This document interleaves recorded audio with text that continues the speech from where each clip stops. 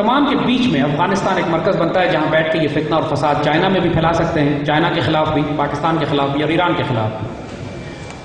اس سے پہلے 90s میں آپ کو یاد ہوگا کہ ان لوگوں نے ڈیٹون پیس ایگریمنٹ کیا تھا، ایک ایگریمنٹ یورپ میں کیا تھا جس کے نتیجے میں یوگوسلاویا کو توڑ کر انہوں نے چھوٹے چھوٹے حصوں میں تقسیم کر دیا تھا، اور اس سے پہلے یوگوسلاویا جو بہت بڑا پرو سوویٹ ملک تھا جس کو توڑ کر انہوں نے 5-6 ملک نکالے ہیں، سربیا، کروشیا، مونٹینیگرو، کوسوو، بوسنیا، یہ ملک نکالے ہیں۔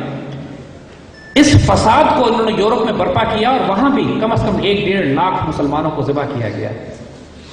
20ویں صدی کے آخر میں این یورپ کے اندر یہ سلاٹر جینوسائیڈ ہو رہا تھا اور پورا یورپ اور نیٹو اس کو دیکھ رہے تھے اور تماشا دیکھ رہے تھے۔ مگر یوگوسلاویا کے ساتھ 2 ایسے ایشوز تھے جس کی وجہ سے امریکن اور نیٹو کو اس کو توڑ کر الگ کرنے میں کوئی پرابلم نہیں ہوئی۔ پہلی بات یہ کہ یوگوسلاویا ایک ایٹمی طاقت نہیں تھا، لہذا امریکن کو یہ پتا تھا کہ جو مرضی فساد یہ برپا کریں یہاں سے کوئی ایسا ہتھیار نہیں ہوگا استعمال ہوگا کہ جو امریکن کو خطرہ ڈال سکے یا یورپ کو خطرے میں ڈالے۔ اور دوسرا، امریکن سپلائی لائنز یوگوسلاویا پہ ڈیپینڈ نہیں کرتی تھی۔ وہ اگر آپ نقشہ اٹھا کے دیکھیے تو ایڈریاٹک سی میں انہوں نے لا کے اپنے بحری بیڑے کھڑے کیے ہوئے تھے اور یورپ کے راستے ان کی امریکن سپلائیز آتی تھی اور سمندر کے راستے ان کا ایکسس براہ راست یوگوسلاویا میں تھا، اور امریکن اور نیٹو نے بھرپور طاقت کا استعمال کر کے یہ پورے یوگوسلاویا کو جنگ بھی بنائی، پھر آخر میں داخل ہوئے اس کے اندر، دہشت گرد گروہ تیار کیے، سربین آرمی کو سپورٹ کیا، کروشین آرمی کو سپورٹ کیا، ایک طرف مسلمانوں کو تباہ برباد قتل کرتے رہے۔ وہاں بھی یورپ کے بیچ میں یہ تاریخ نہ ہمارے بچوں کو پڑھائی جاتی ہے نہ بتائی جاتی ہے۔ اگر آج یورپ کے بیچ میں واحد اسلامی ریاست قائم ہے بوسنیا، تو وہ اس وجہ سے کہ آخر میں ڈیسپریٹ ہو کے پاکستان نے اپنے آفیسرز، جوان اور اینٹی ٹینک راکٹس بھیجے، اپنے آفیسرز بھیجے جنہوں نے جا کے بوسنیا آرمی کو ٹرین بھی کیا۔ ہم براہ راست لڑے بوسنین آرمی کے ساتھ مل کر یوگوسلاویا آرمی کے خلاف، سربین آرمی کے خلاف، اور آج اللہ کے فضل سے بوسنیا اگر ایک ملک قائم ہے تو اس میں جو عزت پاکستان کی جاتی ہے، اس لیے وہ ہاتھ چومتے ہیں پاکستانیوں کے کہ اگر پاکستانی نہ ہوتے تو آج یورپ میں ایک مسلمان قائم نہ رہتا۔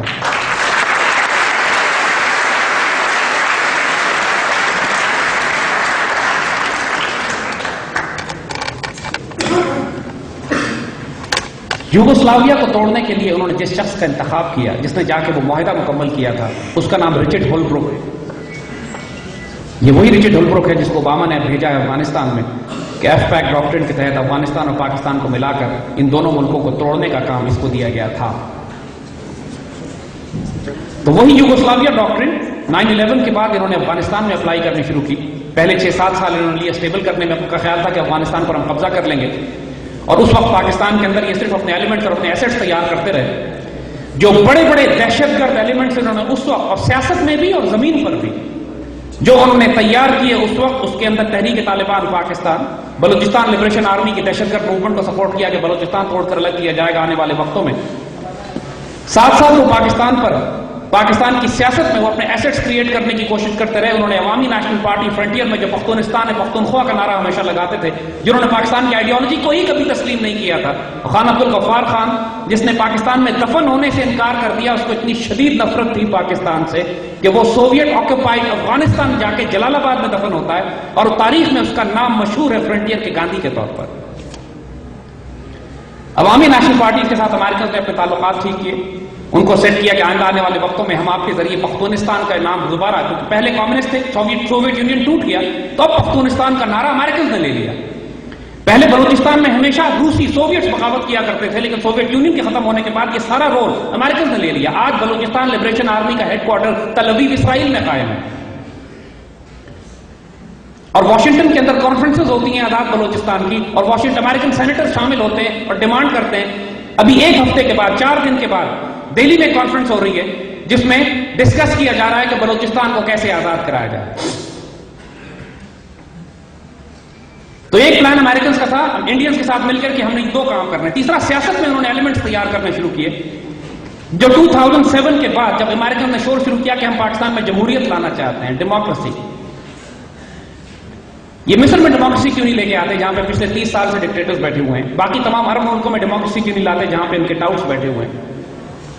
مشرف نے جو مرضی حماقتیں اور جہالتیں کرنی تھیں اور پاکستان کا جو بیڑا غرق اس نے کرا دیا، اس کے بعد اس کی یوزفلنس امریکنز کے لیے ختم ہو گئی ہے، کیونکہ کچھ معاملے ایسے تھے کہ جہاں جس سے آگے وہ نہیں جا سکتا تھا، چاہتا بھی تو نہیں جا سکتا تھا، پاکستان میں بغاوت ہو جاتی۔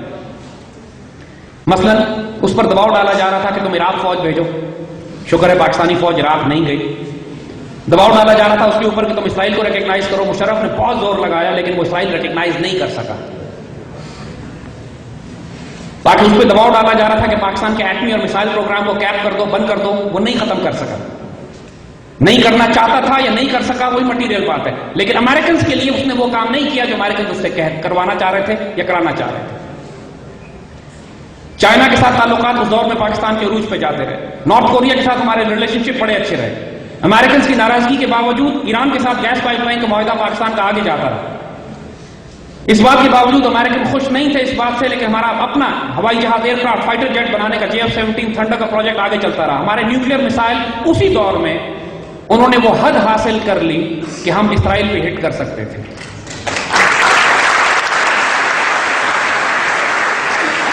تو جہاں مشرف دور میں پاکستان کا بالکل بیڑا غرق ہوا ہے, وہاں پہ کچھ بہت بڑے بڑے ایسے کام بھی اللہ نے ہم سے کرا لیے ہیں ہمارے پیٹریوٹ سے, پاکستان سے پیار کرنے والوں سے, کہ جہاں پہ مشرف بھی مجبور ہو گیا کرنے کے باوجود جو چیزیں وہ کرنا چاہتا تھا نہیں کر پایا.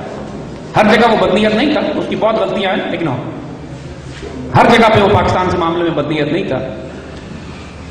کچھ معاملات پاکستان کے نیشنل انٹرسٹ کے ایسے کہ جس پر کوئی حکمران کبھی بھی کمپرومائز نہیں کر سکتا, چاہے کسی قسم کا حکمران کیوں نہ ہو. یہ جو حکمران ہے یہ تو حکمران ہے ہی نہیں, یہ تو ساری بغیرت و بے شرم ہے.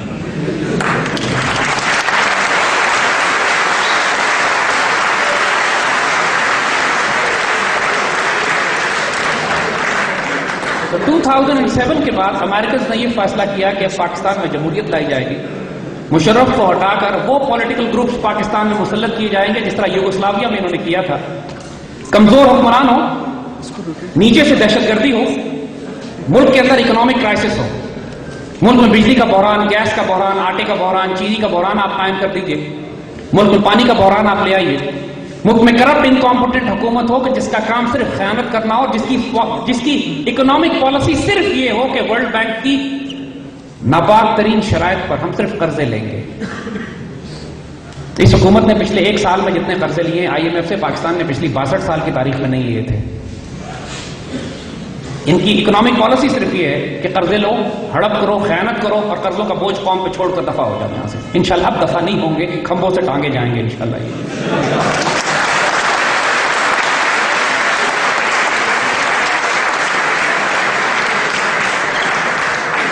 تو جو امریکن ایکسس تھا, امریکن گیم پلان جو تھا, اس سے پہلے کہ وہ یوگوسلاویا ڈاکٹرن پاکستان پر نافذ کرتے, اس کے 4 ایکسس تھے. یہ غور سے سنیے گا بات, کیونکہ اب آنے والے وقت میں آپ کو دشمنوں کا تمام کھیل سمجھنا ضروری ہے آپ کے لیے. پہلا ایکسس امریکن سے یہ تھا کہ پاکستان میں جمہوریت مسلط کی جائے, وہ انہوں نے کر دی. دوسرا ایکسس ان کا یہ تھا کہ پاکستان میں بڑے بڑے دہشت گرد گروہ تیار کیے جائیں جو پاکستان کو اندر سے اتنا کمزور کر دیں کہ اس کے بعد دنیا میں فساد برپا کیے جائے کہ پاکستان کے ایٹمی ہتھیار اب دشمنوں کے ہاتھ میں جانے والے ہیں. لہٰذا امریکنز اور نیٹو پاکستان میں داخل ہو کر پاکستان کی ایٹمی قوت پر قبضہ کر لیں. اور اگر پاکستان کے ایٹمی ہتھیار نعوذ باللہ اور میزائل پروگرام ان کے ہاتھ چلا جاتا ہے, اس کے بعد ان کو پاکستان کو کوئی خطرہ نہیں ہے, نہ اسرائیل کو نہ انڈیا کو. تیسری بات جو ان کا پلان یہ تھا کہ پاکستان کے اندر اس قدر بڑا معاشی قحط برپا کیا جائے, اتنی فائنینشیل مس مینجمنٹ اور کرپشن کی جائے, اتنا بڑی بیڈ گورننس ہو, اتنا بڑا اکنامک کرائسس لایا جائے کہ پاکستان کی قوم پاکستان سے بدل ہو کے خود توڑنے کی بات کرے.